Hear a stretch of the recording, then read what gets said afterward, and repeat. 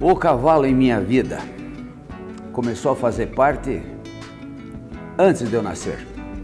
O meu pai tinha carrinho de cavalo para entregar as encomendas do armazém na velha Curitiba da década de 40, exatamente no ano que terminou a Segunda Guerra, 1945.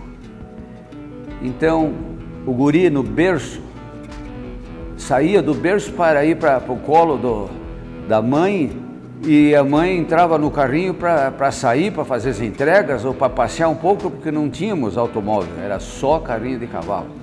Aquela Curitiba de antigamente não se escutava ronco de motor, nem de carro, nem de motocicleta. Se escutava toque, toque, toque, toque, toque, toque. Era o martelinho, o martelar dos cascos dos cavalos nos paralelepípedos da nossa Curitiba. Foi assim que se plantou a semente do amor pelo cavalo no coração desse velho.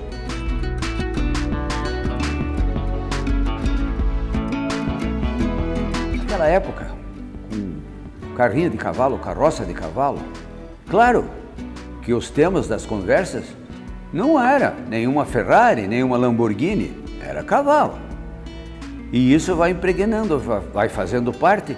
E acredito que desperta dentro de nós essa relação psicossomática que temos com o cavalo. Porque os automóveis começaram a circular há 100 anos atrás aproximadamente, 120 anos. E o cavalo faz parte do ser humano há 6.000 anos. Então nós temos isso ligado ao nosso psique, talvez a nossa alma.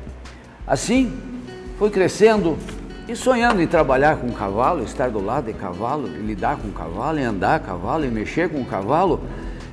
E germinou o sonho de ser médico de cavalo. Sonho esse que até hoje acalento e tento ser. Porque ser veterinário, ter esse título, a gente consegue na faculdade. Mas exercer a função de veterinário, como médico veterinário de coração, tem que saber sê-lo, tem que saber fazer. Então, foi assim que, com 17 anos, já com a personalidade mais formada e com caráter, resolvi deixar a Curitiba para poder estudar veterinária numa faculdade que facilitasse o acesso, facilitasse a vida do estudante. Foi assim que fui parar na Baixada Fluminense, no Rio de Janeiro, na Escola Nacional de Veterinária, da Universidade Rural do Brasil, onde tive a sorte de passar no vestibular e comecei a estudar veterinária, coisa que estudo até hoje, porque preciso estudar muito, aprender, que tenho dificuldade de aprender. Talvez seja meio burro, não sei.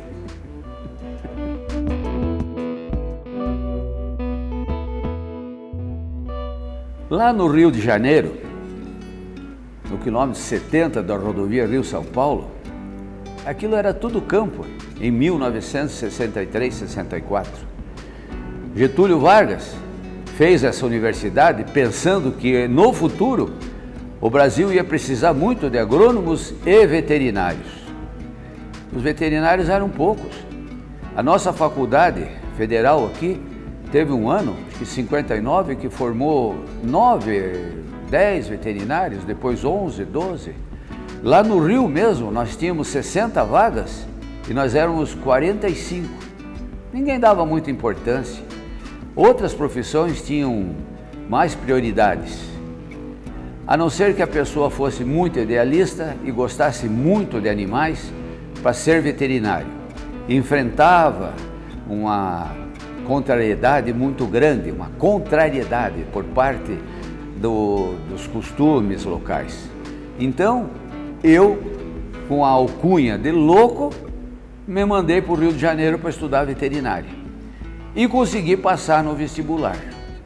E tive a felicidade de, naquela faculdade, como eu fugia quando podia, desse um tempinho, eu ia até o Rio de Janeiro, na Gávea, para ver cavalos, onde conheci um dos maiores nomes da medicina veterinária que o Brasil já teve, Otávio Dupont, que herdou o seu nome ao Hospital Veterinário Otávio Dupont, que hoje nós temos no Rio de Janeiro. Foi assim que um estudante sonhador, com 19 anos, por sorte passei por média no segundo ano e consegui a transferência para Curitiba, onde eu podia trabalhar e estudar. E ali foi, arrumei emprego de vendedor. Vendi alicate, parafuso, papel carbono, ações do Tony Club. Fui estudando. Consegui a transferência graças a alguma recomendação, talvez, de algum amigo, mas era difícil a transferência naquele tempo.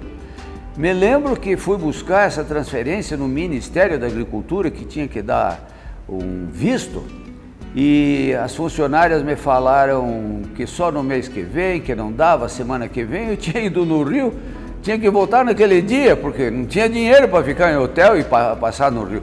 Aí, o ministro era o Ney Braga, e eu falei que conhecia bem o ministro, que eu era de Curitiba e que era meu vizinho. Se eu podia falar com o ministro, queria marcar audiência.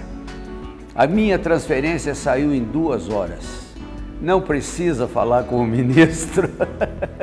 E assim consegui me transferir, vim para Curitiba, onde estudei, me formei e comecei a trabalhar. Nessa profissão, no início dessa profissão, eu tenho que citar os clientes mais importantes. Talvez o meu primeiro cliente, um jornalista, idealista, amava o turf. Acho que viveu e morreu pelo turf.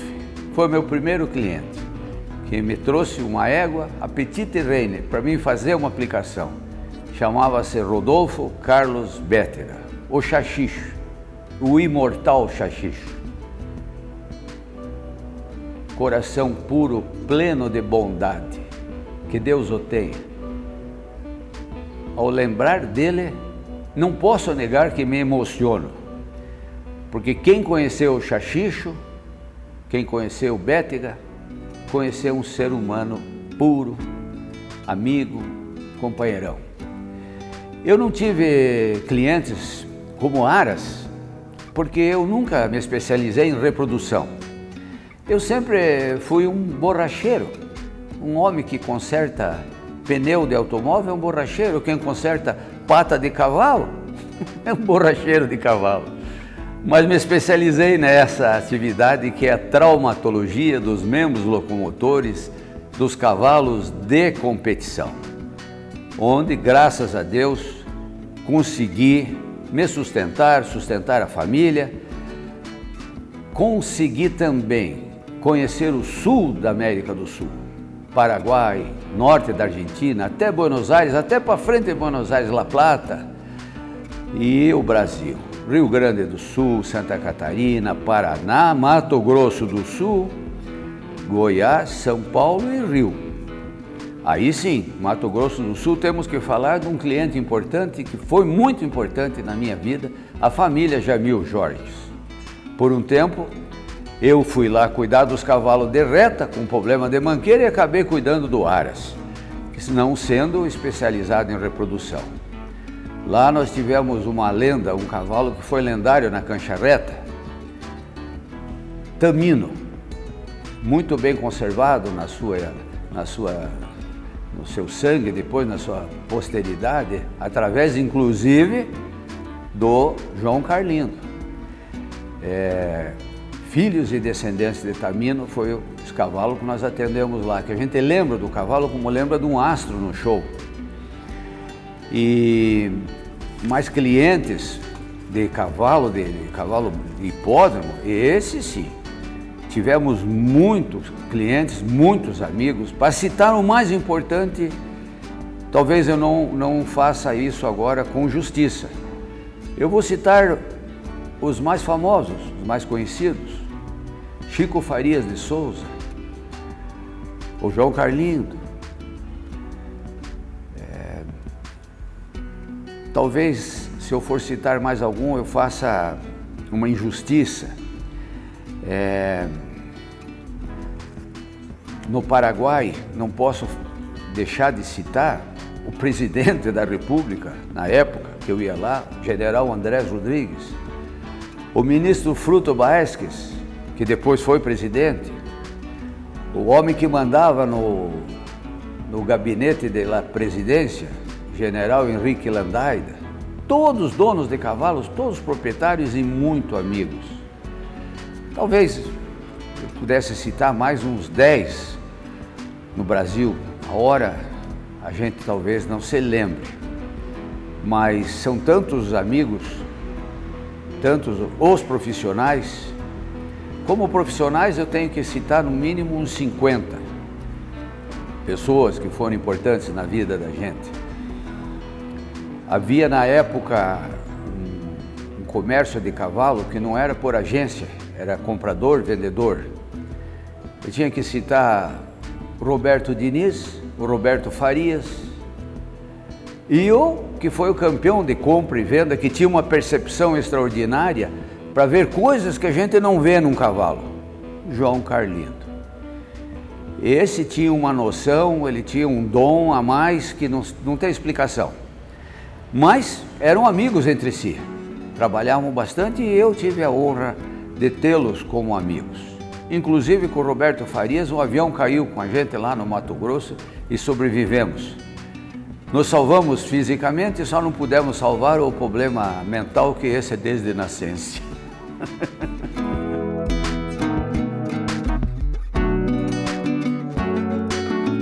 Eu gostaria de citar 2 casos raríssimos, porque na minha concepção, o cavalo pode ser muito bem uma chibata que castiga, ou pode ser um instrumento de exaltação, de enaltecimento.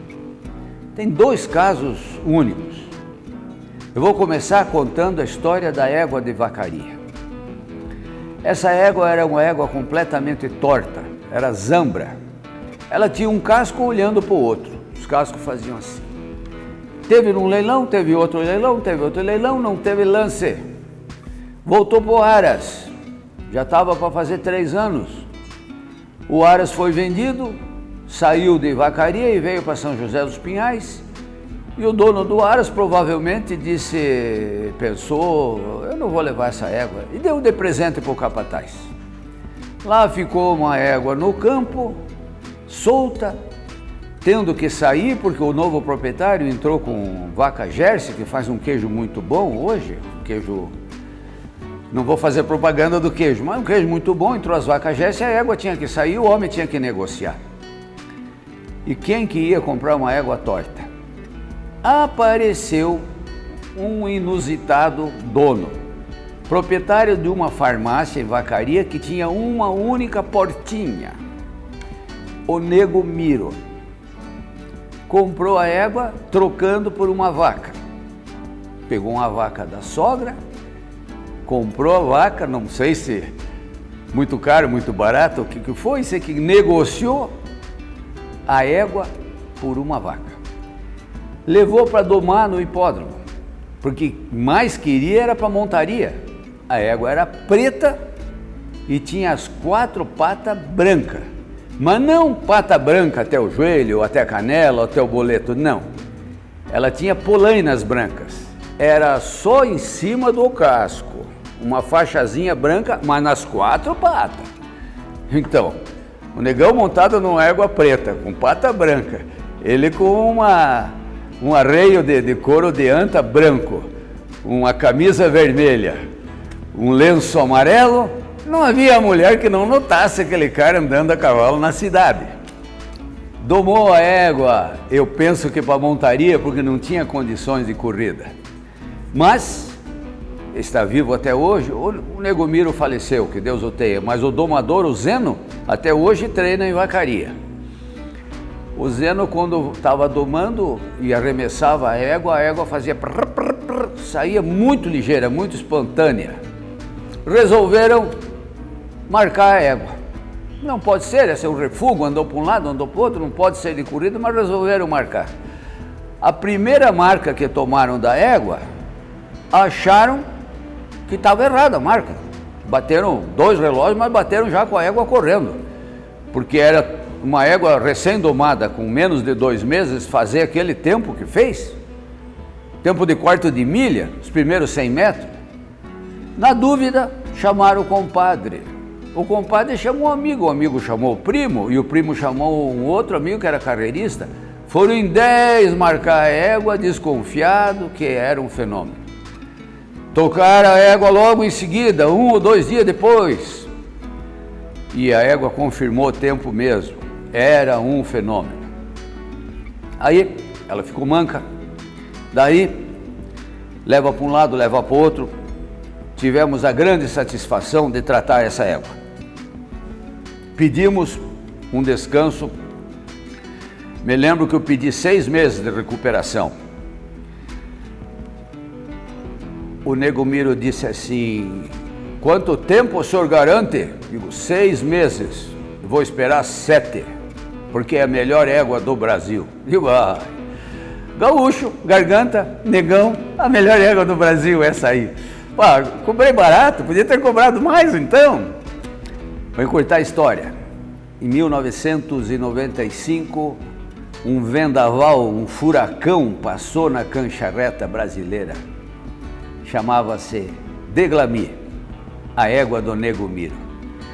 Ganhou em Rio do Sul, ganhou em Vacaria, ganhou em Lagoa Vermelha, ganhou em Carazinho, no grande festival de Carazinho, onde a cidade ficava lotada, que não tinha mais hotel, tinha que alugar uma casa particular e não tinha lugar na cerca para você ver a corrida, tinha que subir em árvore, subir num caminhão. A égua ganhou lá. E foi lá em Carazinho que um deputado federal, não vou citar o nome aqui que não tenho permissão, mas o seu filho, que é dono de um canal de televisão, de transmissão numa cidade do Mato Grosso, mais um outro fazendeiro e mais um carreirista bem conhecido, em 4, me chamaram e pediram um favor, se eu poderia comprar a égua para eles, que o Nego Miro não vendia por dinheiro nenhum. E eu falei, já recebeu a proposta de 100, 120, $1.000. Não, mas essa proposta ele vai aceitar. Eu dou 50, ele dá 50, ele 50, ele 50. Nós somos em 4, total $200.000 por uma égua trocada por uma vaca. O segundo caso pitoresco que merece ser citado e ficar na história do turf foi com um cavalo da letra A do Aras Ponta Porã, Acrobat Boy, filho de Flying Boy, vendido no leilão em Ponta Porã, num leilão de Ponta Porã em Assunção.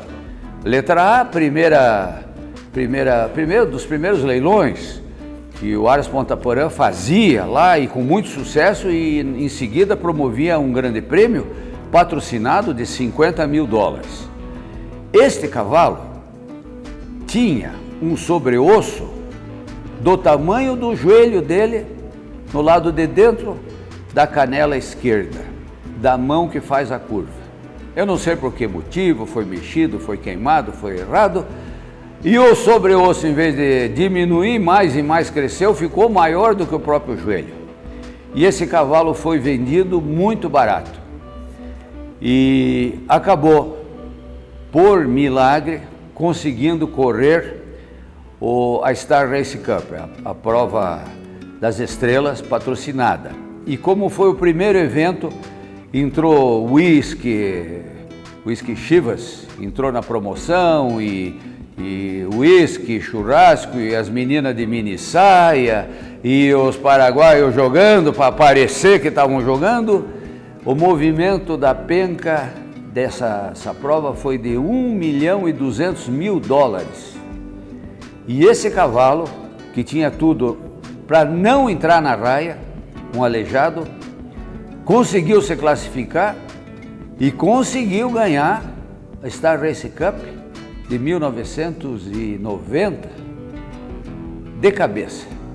E o dono dele que o comprou, que era um homem razoavelmente pobre, não era muito rico, um comerciante, ficou rico com $1.200.000, porque o cavalo não tinha jogo nenhum, ele jogava a última força. Esse também é um caso pitoresco de milagre, do último filho de Flying Boy a correr, deixou sua marca, deixou um homem rico.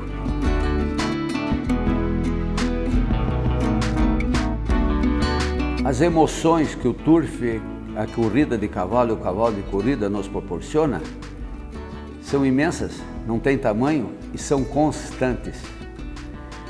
Miguel de la Torre, um grande cronista, jornalista de São Paulo, escrevia sua coluna diariamente e fazia o levantamento técnico das corridas. Um dia me presenteou com 2 páginas da antiga revista O Coruja.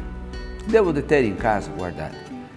E falou uma coisa que sintetiza o que a gente é. Falando do veterinário, que era eu que tinha chegado e estava tendo sucesso em alguns casos, por sorte, disse: o seu coração galopa nas patas dos cavalos que ele trata. E é a pura verdade. Cada cavalo que eu trato, que eu ponho a mão, me torna proprietário, me torna criador, passo a querer o bem-estar, o sucesso do cavalo, como se fosse um filho. A relação é muito íntima, é muito forte. São muito grandes as emoções e são muitas as emoções que o cavalo de corrida proporciona para o turfista que ama o turf.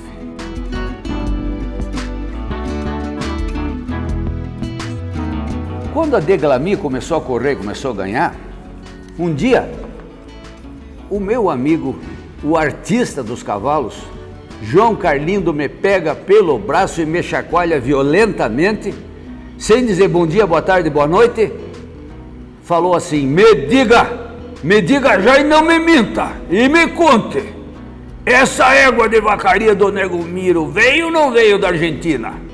É uruguaia, é gata? Aí eu falei: não, essa égua é criação do Área São Luís, é filha de louco gaúcho, numa mãe muito boa que deu uma líder de geração, o louco gaúcho. A égua é Tom Poker, a avó materna. Dei a filiação, dei a ficha, contei o que aconteceu, contei o que foi feito com a égua, porque não estavam mais querendo aceitar a égua nas corridas, porque ganhava de luz, ganhava fácil. Essa eu me lembro bem do João Carlindo, quase me arrancou o óculos de brabo, e como disseram que eu tinha aplicado, eu tinha tratado, eu digo: o Darar vai me contar a verdade.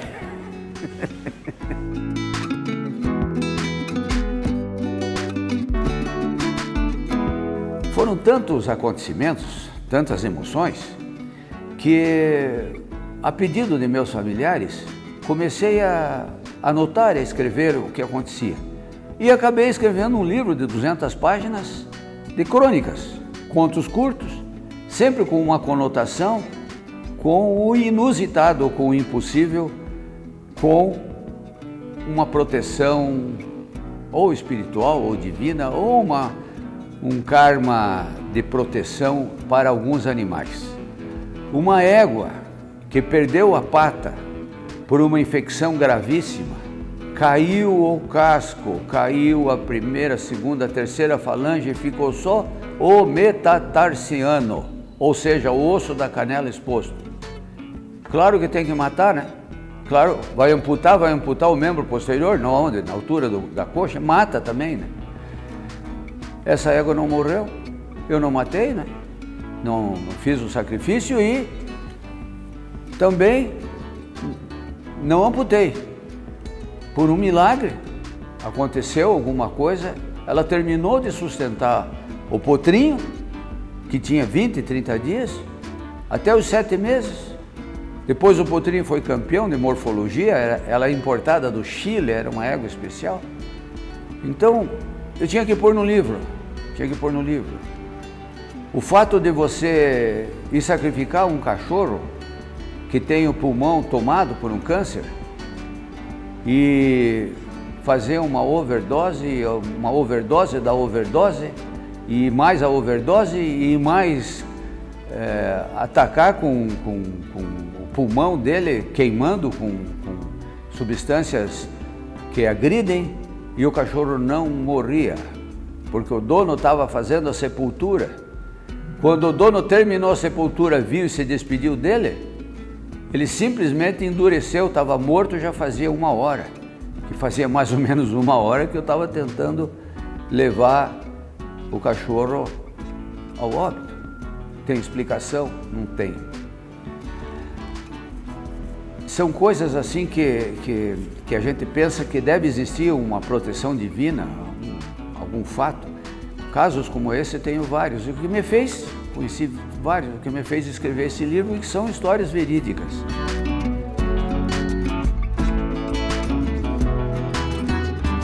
O que eu vi no turf na minha vida? Qual é a impressão que eu tenho? Eu tenho a impressão que os bons homens, aqueles de bom coração, formam uma irmandade. Nós, que amamos o cavalo, nos tornamos irmãos. Eu posso citar amigos, assim, uma quantidade muito grande, vou fazer uma injustiça, citar os que eu me lembro. Dos profissionais, Girceu Lopes, pai do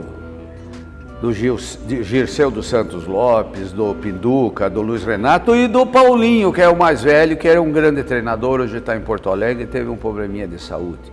Que grande amigo. O João Carlindo, como me promoveu, como me ajudou na vida, quantas vezes me recomendou e eu precisando para comer.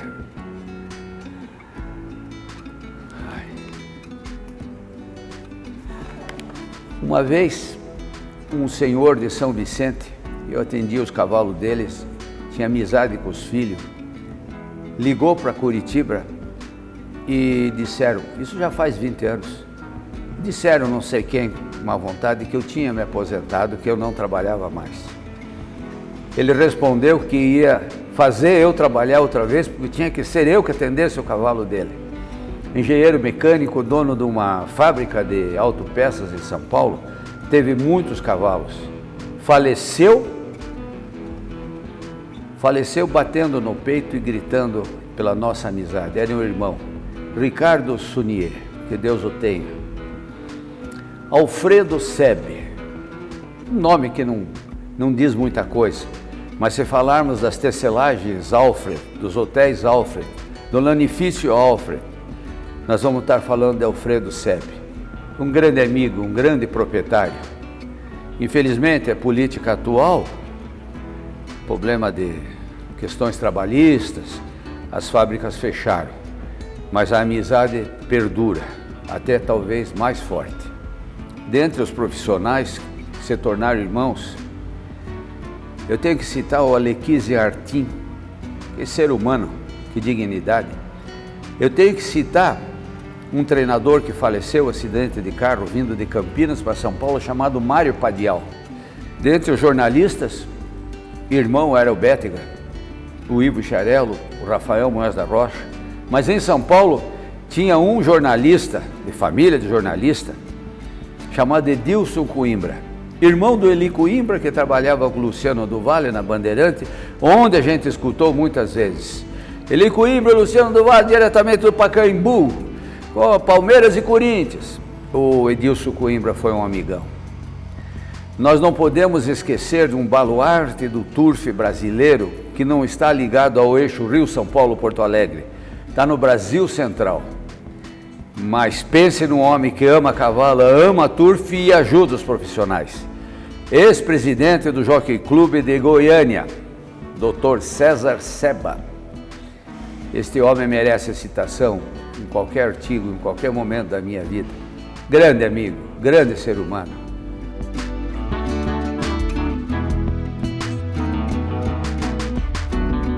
No turf atual, A minha modesta opinião é que devemos seguir o exemplo dos que têm sucesso.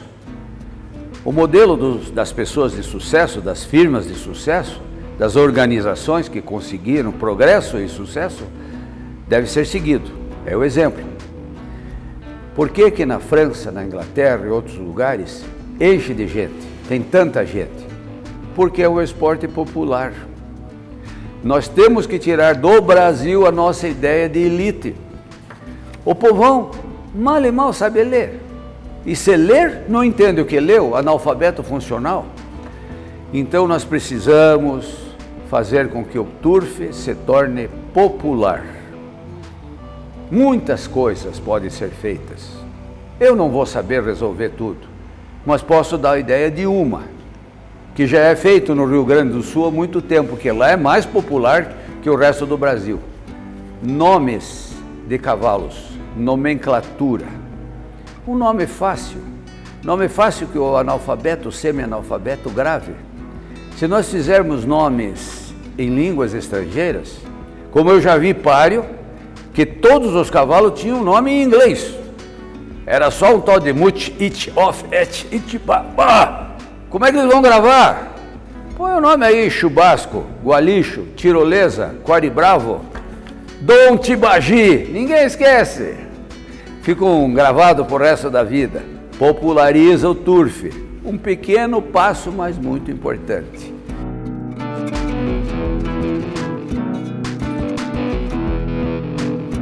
Eu posso falar que nessa minha vida, nessa tentativa de ser veterinário, essa profissão e essa vida que eu tive só me proporcionaram alegrias. Uma alegria contagiante, uma energia sem tamanho, como um grande rio que me energiza, nos energiza e nos renova.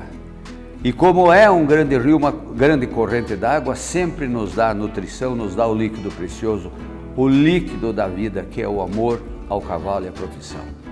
E as tristezas foram ciscos, foram folhas secas que caíram nesse rio e a correnteza levou embora.